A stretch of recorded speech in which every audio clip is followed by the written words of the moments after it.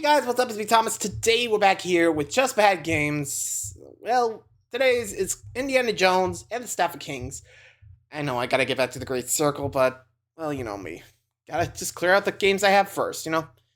Not much for jumping around, play the games wherever I can, but, I don't know. Should I? Let me know. But, anywho, let's check out this bad Indiana Jones film, or game, you know me. Be sure to like, subscribe for more, hope you enjoy. Here we go.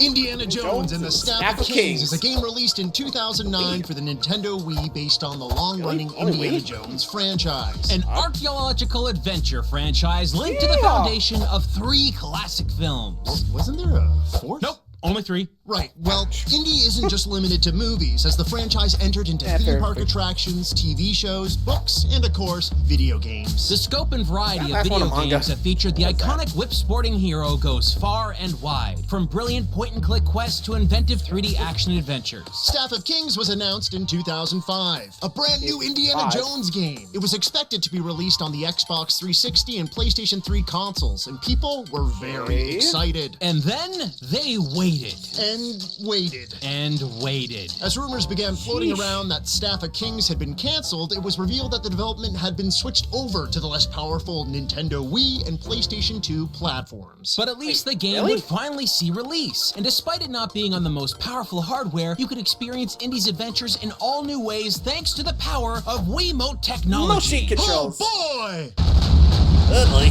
Oh boy. Let's look at... Okay, I don't know who made the decision to go from Xbox down a generation, but still, what? Like, seriously, I think even most companies would try to go, like, multi-platform, PC, PlayStation, Switch. I'm just saying, you'd think people would learn that more, but to each their own, as they say. What about you guys? Why do you think they switched this to Wii? I guess they wanted to hop on the motion control bandwagon? Weird, but, well, let's see how the controls come through here. Let's check out Staff of Kings, I guess.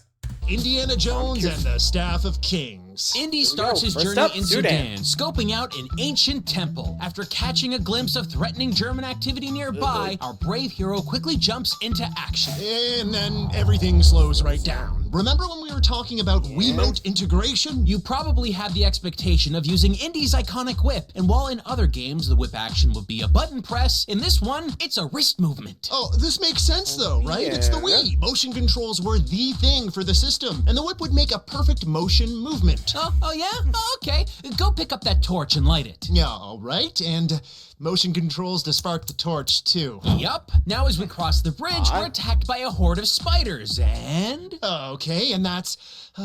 more motion controls. These ones aren't even specific. The game just tells you to flail your hands wildly. It's like you're shaking maracas. Indy, watch out! Spiders!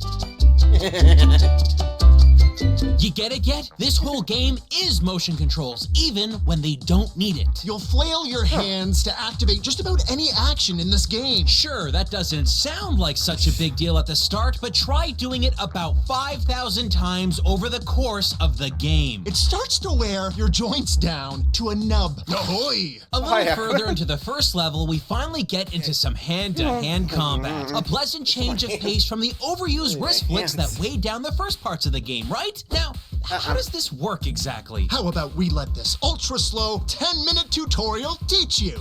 Perform a right hook. Move the Wii remote sharply from right to left. Let's try out our left. Move the nunchuck sharply forward. Perform a right-handed uppercut.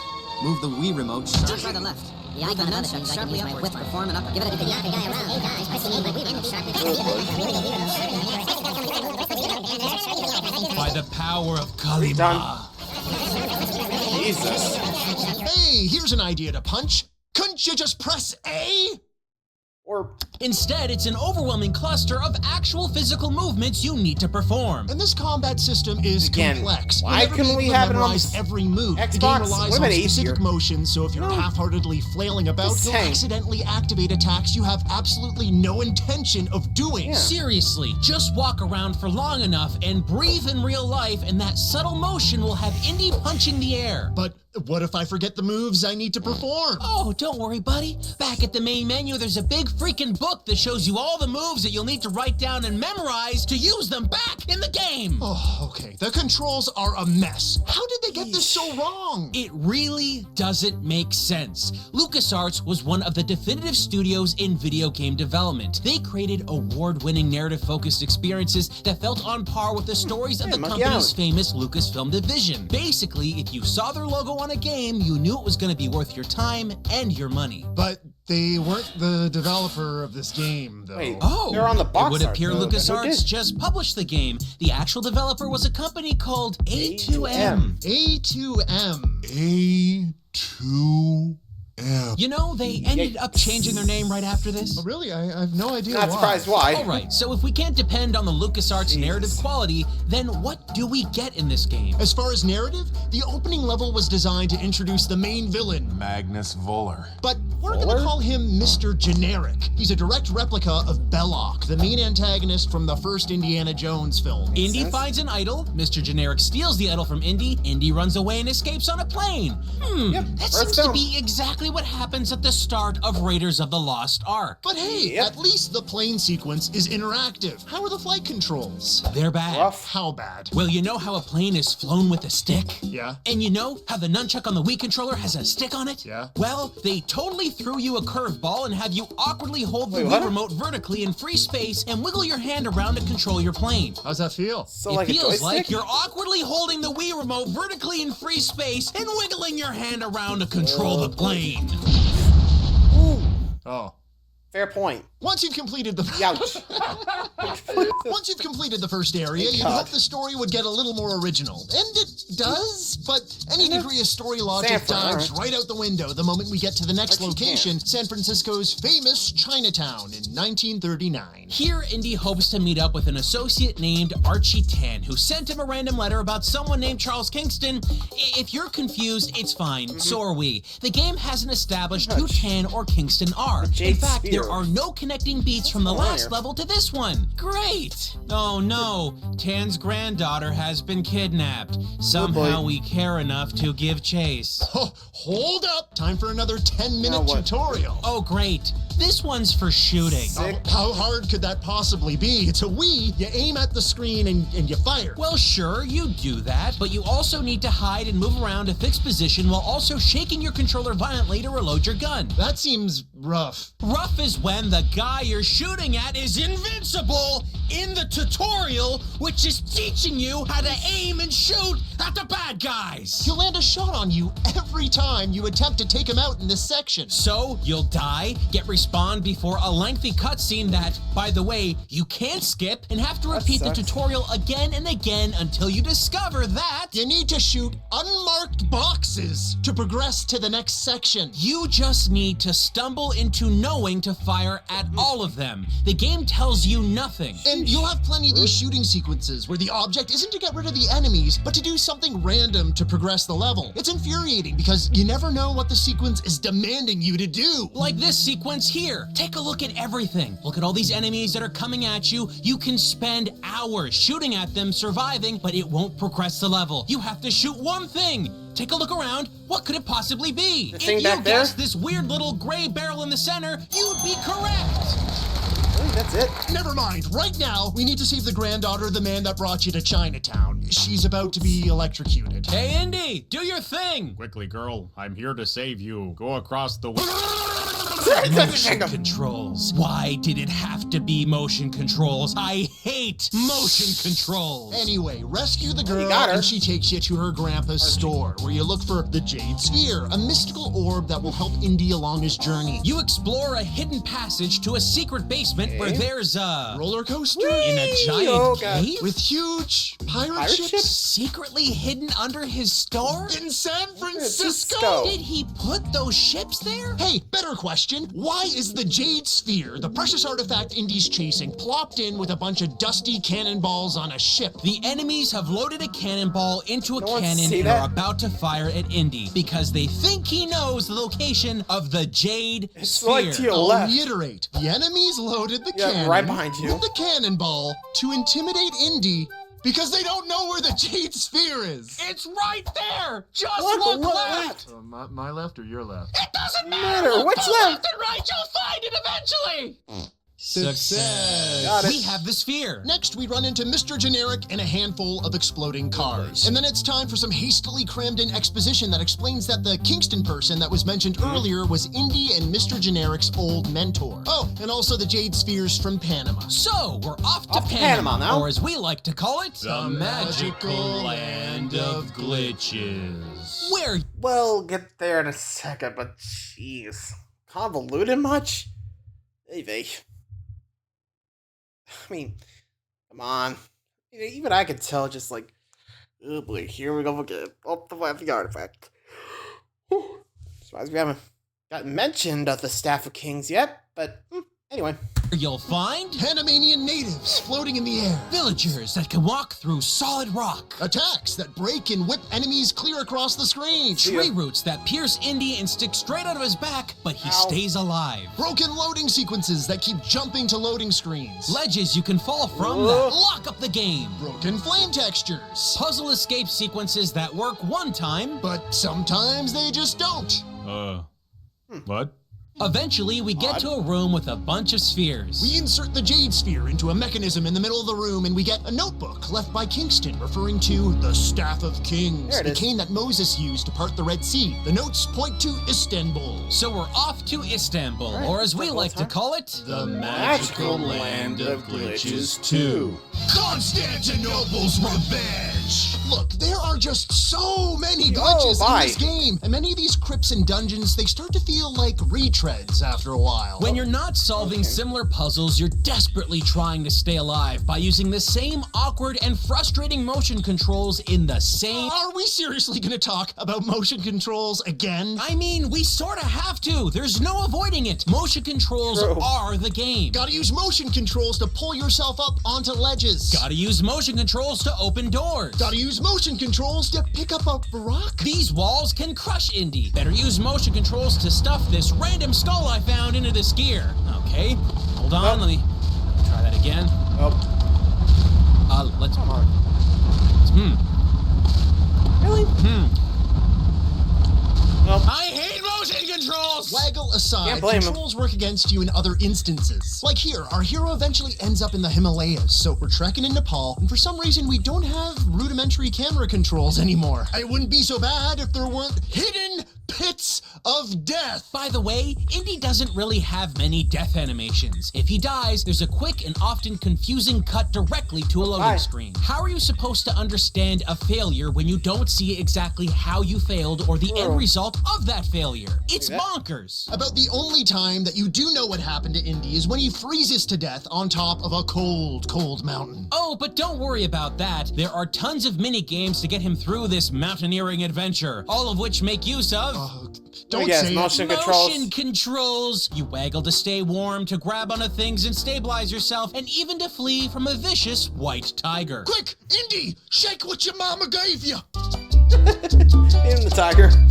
Once you make it to the top of the mountain, surprise, surprise, the enemy is already there, and they start a firefight immediately. It's Seriously, here how? that we run into the most infuriating and sudden QuickTime motion controlled sequence in the whole dang game. Oh, like that? Come Oh, on. that wasn't any silly editing on our part, friends. We're as confused as you are. There's nothing that signifies you failed the instance except a loading screen. And then when you go to replay the sequence, guess what? The checkpoint is behind a massive multi-minute cutscene that is unskippable. You'll fail multiple times believing that you're simply not performing the motion controls correctly. Because as best as we can tell, this one sequence has a fault in its motion control detection that forces you to nearly break the controllers by flinging them as fast as humanly possible. Oh, okay, hold up. This is getting silly. script? Can we, like, skip forward a bit or something? Okay, let's see.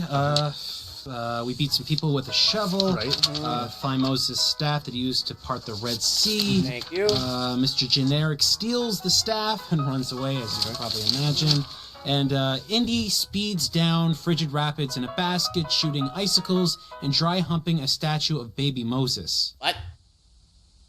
Yeah, there's an escape sequence where you use... Oh, let me guess. Motion Controls. Yep, to help Indy speed down a river while riding a statue of baby Moses in a basket as a reference to the legendary Bible story. It's got terrible controls, as you might imagine, but adding to the frustration is having to stop, aim, and shoot at obstacles while also keeping the motion controls kind of working all at the same time. You'll fail a lot, but if you make it through, you jump onto a zeppelin where you'll find yourself using a crane to swing a grand piano into enemies.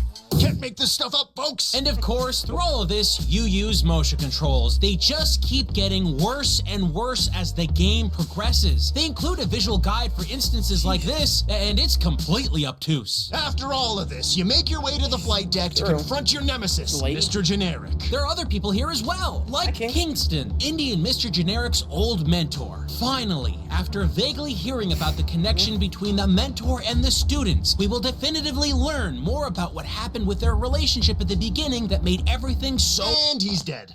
Oh, damn it. Okay. Speaking of disposable characters, we didn't mention that Indy's been sorta traveling with a sidekick kinda this whole time. At one point, you ride an elephant together.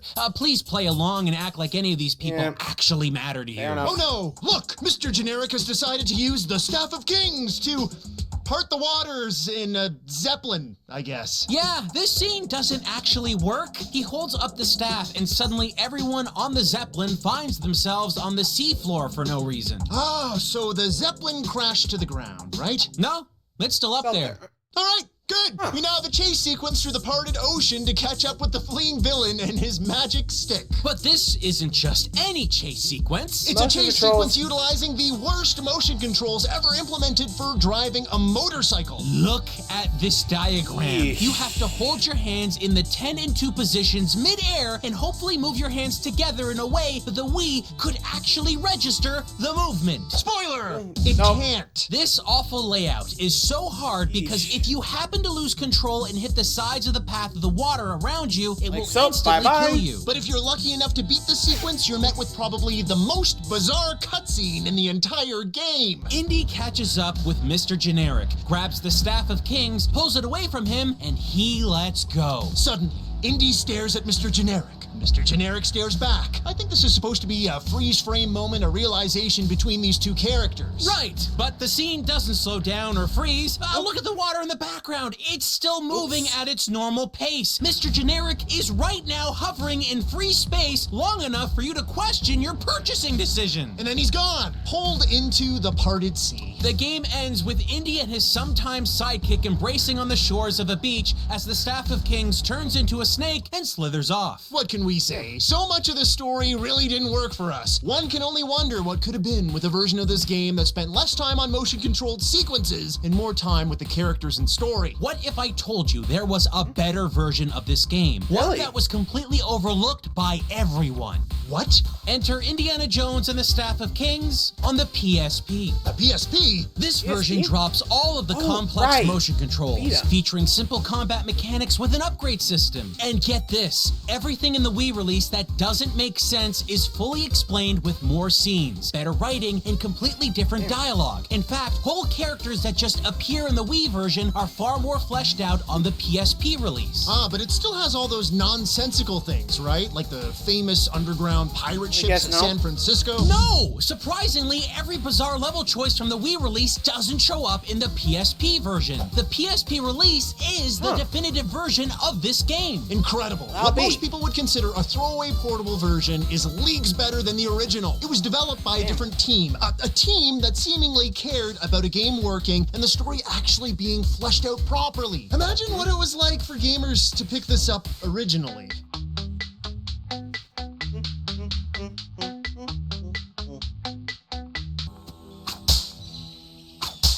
If only.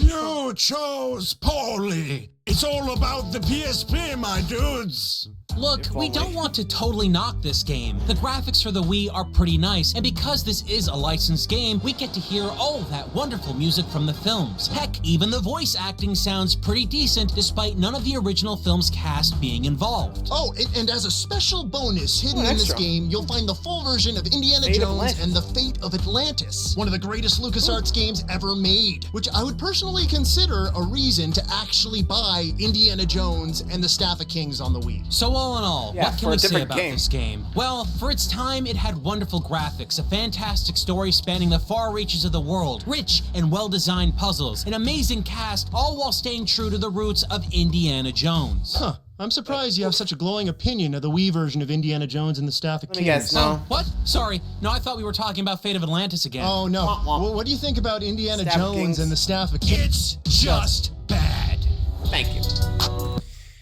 Yeah, honestly, if they just fleshed it out more, which, ironically, I don't know, like, they had 3 years. Like, they announced it in 2004, and considering the release date, they had the time, but no. Even a delayed game could be bad, because, yikes. Still, I mean, I don't know if they just ran into a problem they couldn't fix, and they decided, okay, we'll downgrade to make it work, but seriously, what happened? I wonder what happened with A2M, but I don't think I want to know. Till next time, see ya.